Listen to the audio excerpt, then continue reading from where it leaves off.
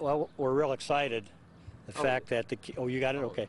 That the kids are getting down there again. We got a lot of young kids. We got a senior that was down there 2 years ago, so he knows a little bit about it. I think it's kind of awestruck some of them. I think they're proud of the fact that they got there. Now we got to make sure we play halfway decent so we maybe get to the second day. How have you kind of seen the team, I guess, mature throughout the season? Well, they've cut down on a lot of their big numbers. We're making bogeys now instead of double bogeys and triple bogeys. They're good. They're very good players, so they're going to make pars and birdies. We just got to make sure we stay away from the big numbers when we get down there this week.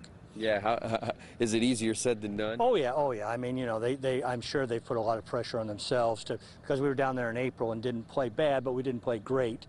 You got to be probably around 300. We shot 300 2 years ago and didn't make it through the second day. So, you know, and that's pretty good for, you know, we've only been under 300 once this year. So hopefully we can save our best for the next couple days. Yeah, is there a little bit of comfortability in the fact that you have played that course already this year? I think so. I think that they're fairly confident. We talked about it when we came home in April, and they realized that the golf course wasn't as hard as sometimes they make it. They got to make sure they're in the right spots, and there's not a whole lot of trees or anything, so if the wind's not blowing, the scores are going to be pretty low. I think typically it's always usually a lot of rain down there, and it doesn't seem like maybe it's in the forecast. How does that play into how do you prepare? Well, hopefully the weather's pretty decent. We haven't had much rain at all around here. I don't know if they've had any down there or not, so the golf course will probably play fairly short unless they've watered it extremely. But in the past, like you said, they've had a lot of rain down there the last few years, and hopefully you know, the kids are ready for all type of weather.